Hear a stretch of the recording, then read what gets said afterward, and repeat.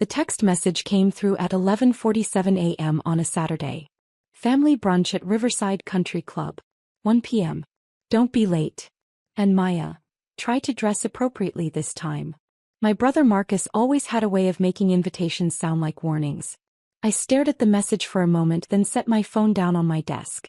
Through the floor-to-ceiling windows of my office, I could see the city stretching out below, but my mind was already somewhere else. Riverside Country Club.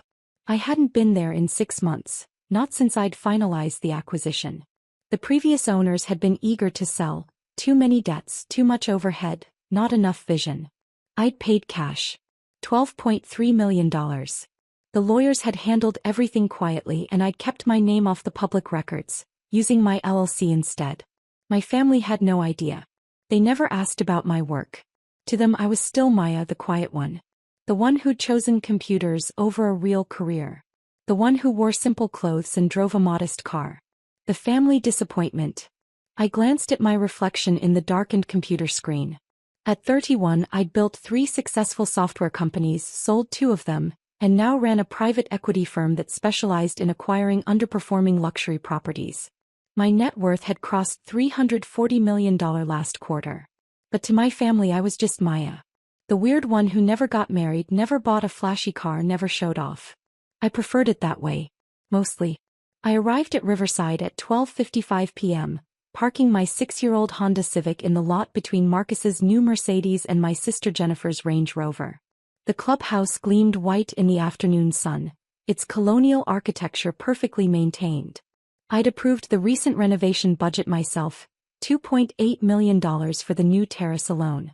Marcus was waiting at the entrance, arms crossed, wearing a polo shirt that probably cost more than my entire outfit. His eyes swept over me with barely concealed disgust. "You wore jeans," he said flatly. "Hello to you too, Marcus. This is a private club, Maya. There are standards." He stepped closer, lowering his voice. "I had to vouch for you to even get you in here. Try not to embarrass me." I smiled pleasantly. "I'll do my best." Inside, the dining room buzzed with the low hum of Wealth crystal clinking against china, subdued conversations, the occasional laugh from the bar area. My parents were already seated at a prime table by the windows overlooking the golf course. Dad's face was red, probably already on his second scotch. Mom looked up as we approached, her expression tightening. "Maya," she said, her tone managing to convey both greeting and disappointment in 2 syllables. "You came." "Of course, Mom." Jennifer arrived moments later with her husband Brad, both of them dressed like they'd stepped out of a country club catalog. Jennifer's eyes traveled over my outfit with the same disdain Marcus had shown. "Seriously," she whispered as she passed. "You couldn't even try?" I took my seat and picked up the menu, though I already knew every item on it. I'd worked with Chef Raymond personally on the updated spring menu. The pan-seared salmon was his specialty. "So," Dad began, settling back in his chair with his drink. "Your mother and I wanted to discuss something important." "Here it comes," I thought. "It's about the family trust," Mom added, glancing at Marcus and Jennifer with obvious pride. "Your father and I have been reviewing the distribution plans." Marcus leaned forward, his expression serious but satisfied. "Given our positions and contributions to the family legacy, it makes sense to adjust things." "Adjust things," I repeated quietly. "You're 31, Maya," Dad said. "Still unmarried. No real career to speak of. Those little computer projects of yours." He waved his hand dismissively. "We need to be realistic about who can properly manage family assets." Jennifer nodded sympathetically, though her eyes were cold. "It's not personal. It's just that Marcus has his law practice and Brad and I are expanding the dental franchise. We understand wealth management." "And you don't think I do," I said. "Not a question." "Honey," Mom said, reaching over to pat my hand with false warmth. "You're a bright girl. But you never really applied yourself. You could have gone to law school like Marcus. Or business school. Instead you chose, whatever it is you do. Software development," I said. "And private equity." Marcus laughed. Actually laughed. "Private equity? Maya, you work from your apartment doing freelance coding. That's not private equity. That's barely employment." I took a sip of water. My heart rate hadn't changed. Years of board meetings and hostile negotiations had taught me the value of appearing completely calm, even when people were insulting you to your face. I see, I said simply. The point is, Dad continued, emboldened by my lack of response, we're restructuring the trust. Marcus and Jennifer will receive the bulk of the assets. You'll still get something, of course. Maybe 50,000. That should be plenty for someone in your situation. 50,000. The family trust was worth roughly $8 million. They were offering me half of 1%. That seems fair, I said quietly. Everyone at the table relaxed visibly. They'd expected a fight, and my compliance seemed to please them enormously. I'm glad you're being reasonable about this, Marcus said, signaling the waiter. Now let's order. Lunch is on me today. Consider it a celebration of family unity. The waiter approached, and Marcus made a show of ordering expensive wine, premium steaks, and appetizers. When he got to me, I ordered the salmon. Just the salmon? Mom said. No appetizer? I'm fine, thanks. Jennifer smirked at Brad. Watching the budget.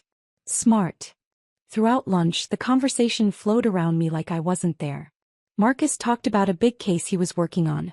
Jennifer discussed expanding to 3 more dental offices. Dad complained about his golf handicap. Mom planned their upcoming cruise to the Mediterranean. No one asked about my work. No one asked about my life. At one point, Marcus turned to me with what he probably thought was kindness. You know, Maya, if you ever need help finding a real job, I know some firms looking for legal secretaries. The pay isn't great, but it's steady. That's thoughtful, I replied. I'll keep it in mind. After lunch, Marcus suggested we move to the terrace for drinks. As we walked through the clubhouse, he nodded at various members, clearly proud to be seen here. At the terrace entrance, he casually swiped his membership card. Nothing happened. He frowned and tried again. The small light on the card reader stayed red. That's odd, he muttered, pulling out his phone. Must be a technical issue. A staff member approached. Sir, is there a problem? My card isn't working, Marcus said, his tone carrying an edge. He wasn't used to things not working for him. The staff member, a young woman named Rachel, I remembered hiring her 3 months ago, checked her tablet. Her expression shifted subtly. Mr. Wilson, I'm showing your membership status as under review. Under review? Marcus's voice rose. I've been a member here for 4 years. Check again. Rachel's fingers moved across the tablet screen. I'm sorry, sir, but I'm going to need to ask you to speak with management. If you'll wait here. I'm not waiting anywhere, Marcus snapped. Do you know who I am? I'm a partner at Henderson & Associates. I bring clients here. Important clients. Other club members were starting to notice the commotion. I stood slightly behind my family, saying nothing. Jennifer tried to defuse the situation. I'm sure it's just a computer error. Right, Maya? You understand computers. Tell them to fix it. Before I could respond, a familiar figure emerged from the main building. Robert Chin, the club's general manager, walked toward us with the purposeful stride of someone dealing with a problem. I'd promoted him to GM 2 months ago. He was excellent at his job. Mr. Wilson, Robert said, his voice professional but firm. I need to speak with you privately. I'm not going anywhere until this is sorted out, Marcus said. My membership card isn't working and your staff is being incredibly unhelpful. Robert's expression remained neutral. Sir, your membership payment hasn't been received for the past 2 months. According to club bylaws, that puts you in violation of 2 months. Marcus's face flushed. That's impossible. I have automatic billing set up. The automatic payment failed, Robert explained. We sent 3 notices to your email address. When we received no response, we were required to suspend membership privileges. Mom stepped forward. This is clearly a mistake. Marcus would never let something like this happen. Just run his card again. Charge whatever is owed. Robert hesitated, glancing at me for just a fraction of a second. I gave the slightest shake of my head. I'm afraid it's not that simple, Robert said. The outstanding balance with late fees is $14,780. And given the violation of club policies, the membership committee will need to review whether to allow renewal at all. $14,000. I watched Marcus's face cycle through shock, embarrassment, and anger. This is ridiculous, he sputtered. I want to speak to the owner. Right now. The owner doesn't typically involve herself in day-to-day membership issues, Robert said carefully. I don't care what she typically does, Marcus snapped. Get her on the phone. No. I'm not going to be humiliated like this in front of. He gestured at the small crowd that had gathered. Everyone. My father joined in, his voice booming with the authority of someone used to getting his way. Young man, do you have any idea who we are? The Wilson family has been in this city for 3 generations. We know people. Important people. Now get your owner on the phone or I'll have your job. Robert remained calm. 5 years in luxury hospitality had prepared him well. Sir, I can certainly pass along your concerns to the owner.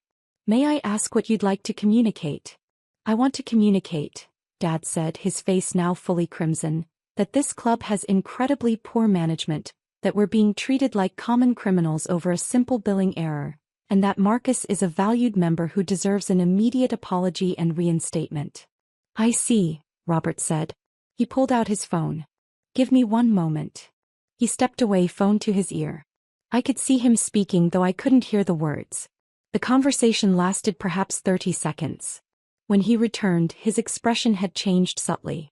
The owner has agreed to come down, Robert said. She was reviewing some renovation plans in her office. She'll be here shortly. Marcus looked triumphant. Good. Someone with actual authority needs to handle this. Jennifer pulled out her phone, probably texting friends about the drama. Mom fussed with her hair, preparing to meet someone important. Dad straightened his jacket. I remained still watching. 3 minutes passed. The crowd on the terrace had grown larger, members sensing drama the way sharks sense blood in water. Then I saw her. Margaret Torres, my COO, walking across the dining room toward the terrace. Margaret was 62, impeccably dressed, with silver hair and the kind of presence that commanded rooms. I'd hired her away from a major hotel chain 2 years ago. She was brilliant at operations and even better at managing difficult situations. She walked past our family without acknowledgement and went directly to Robert, speaking with him in low tones. He nodded, showing her his tablet. She studied it for a moment, then turned to face my brother. Mr. Wilson, she said, her voice carrying just enough to be heard by everyone nearby. I understand there's been some confusion about your membership status. Finally, Marcus said. Yes. Your incompetent staff suspended my membership over a billing error. I want an immediate apology and reinstatement. Margaret smiled, but it didn't reach her eyes. I see. And you'd like to speak with the owner about this? Yes. I was told she was coming down. She's here, Margaret said simply. Marcus looked around, confused. Where? Margaret turned and looked directly at me. Miss Chen, would you like to address Mr. Wilson's concerns? The terrace went completely silent. Every eye turned to me. I stepped forward slowly, my expression unchanged. Thank you, Margaret. What? Marcus said. What is this? I turned to Robert. Can you pull up Mr. Wilson's account history, please? Robert tapped his tablet, then turned it so Marcus could see. Your automatic payment failed on March 15th. The bank indicated insufficient funds. We sent email notices on March 16th, March 30th, and April 12th. We also left 2 voicemail messages. When we received no response, club policy required us to suspend the membership. Marcus's face had gone from red to pale. This is... Maya, what is this? Mr. Wilson, I said, keeping my voice professional. I purchased Riverside Country Club 6 months ago. The acquisition closed in October. I'm the owner. The silence somehow grew deeper. That's impossible, Jennifer said. You can't afford. The purchase price was $12.3 million, I continued calmly. I also own the Grandview Hotel downtown, the Westlake Golf Resort, and as of last week the Riverside Shopping Center. My private equity firm specializes in luxury property acquisitions. Mom's hand went to her throat. But you said you do computer work. I did computer work. Past tense. I sold my second software company 5 years ago for $87 million. I've been in private equity for the past 4 years. My current net worth is approximately $340 million. Dad's Scotch glass slipped from his hand, shattering on the terrace floor. Marcus found his voice, though it came out strangled. You've been letting us think you were broke. You never asked, I said simply. You assumed. I saw no reason to correct you. Margaret stepped forward. Miss Chin, regarding Mr. Wilson's membership. The suspension stands, I said. The notices were properly sent. The policy was clearly communicated. I see no reason to make an exception. Maya, Mom said, her voice desperate now. Surely you can't be serious. He's your brother. I turned to her. A brother who just told me I should be grateful for $50,000 from an $8 million trust. A brother who suggested I become a legal secretary because he assumed I was unemployed. A brother who, 30 minutes ago, told me to stop pretending I belong here. Jennifer tried a different approach. If you're really that wealthy, why do you live in an apartment? Why drive that old car? I live in the penthouse at Grandview, I said. Which I own. The old car gets me where I need to go. I don't need to prove my success to anyone. Apparently, you all need to prove yours to everyone. Robert leaned toward me, speaking quietly. Miss Chin, there's another matter. Mr. Wilson's father, Mr. James Wilson, also has a membership here. He's 2 months behind on payments as well. I looked at my father. His face had gone gray. Suspend it, I said. Paya. Mom gasped. You can't do this to your own father. Can't I? I met her eyes. Let me understand this correctly. An hour ago, you all decided I was worth less than 1% of the family trust because I don't understand wealth management. Now you want me to violate my own club's policies because we're related. Marcus tried one more time, his voice taking on a pleading tone I'd never heard before.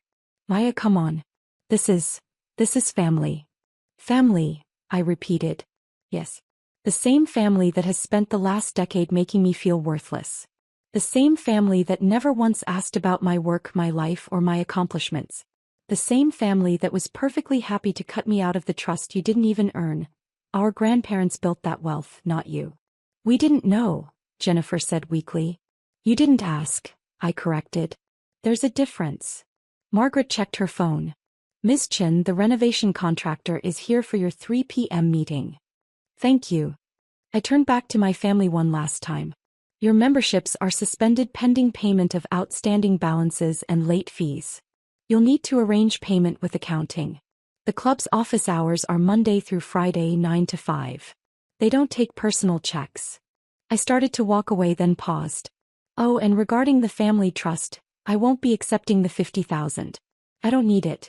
But I would suggest you review the trust documents carefully.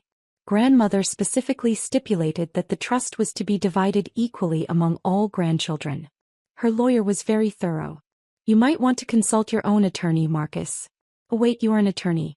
I'm sure you can figure it out. Behind me I heard Mom start to cry. Dad was silent. Marcus and Jennifer were both talking at once, their voices rising. I kept walking. Margaret fell into step beside me. That went well, she said dryly. Did it? The contractor can wait 10 minutes if you need to compose yourself. I smiled slightly. I'm fine, Margaret. Truly. You know they'll try to contact you. I know. And they'll probably try to make amends now that they know about the money. Probably. We reached the main building. Through the windows I could see my family still on the terrace, clustered together, no doubt trying to process what had just happened. For what it's worth, Margaret said, you handled that with remarkable restraint. I might have been less diplomatic. I considered having their cars towed from the parking lot, I admitted. She laughed. There's still time. My phone buzzed. Marcus. Then Jennifer. Then Mom. I silenced it. Miss Chin. Robert appeared, looking apologetic. I'm sorry to interrupt, but Mr. Marcus Wilson is demanding to speak with you again. He's threatening legal action. Legal action, I repeated. For what? He claims you're discriminating against him because of a family dispute. He's saying something about hostile business practices. Margaret snorted. He can't sue you for enforcing your own club's policies. Should I call security? Robert asked. I thought about it. About Marcus's red face. About Dad's broken glass. About Mom's tears. About how good it felt to finally stop being invisible to them. About how empty that satisfaction was. No, I said finally. Just make sure they leave the premises. And Robert? Make sure all future correspondence goes through the club's legal team. No exceptions. Understood. As he walked away, Margaret touched my arm gently. Are you sure you're all right? Ask me again tomorrow, I said. The contractor meeting took 40 minutes. We reviewed the pool renovation plans, discussed the timeline, negotiated the final price down by $50,000. Normal business. Normal life. When I left the club at 4:30, the parking lot was nearly empty. My family's cars were gone. In their place on the terrace, regular members sat enjoying the perfect spring weather, completely unaware of the drama that had unfolded. I sat in my Honda Civic for a moment, hands on the steering wheel, not starting the engine. My phone showed 37 missed calls, 15 text messages, 3 voicemails. I didn't open any of them. Instead, I started the car and drove home to my penthouse apartment, where the city lights were just beginning to flicker on against the darkening sky. Tomorrow I knew would bring more calls. More messages.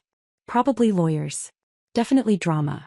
But tonight, I poured myself a glass of wine, stood at my floor-to-ceiling windows, and looked out at the city I'd conquered so quietly that my own family had never noticed. And I smiled. My phone rang again. Marcus. I watched it ring twice, 3 times, 4 times. Then I picked up. Hello. Why? His voice was different now. Smaller. We need to talk. Do we? Please. I didn't know. None of us knew. I know you didn't know, Marcus. That's exactly the problem. What do you want from us? I looked out at the city, at the buildings I owned, at the life I'd built in complete silence while my family assumed I'd built nothing. I want you to think, I said quietly, about why you never asked.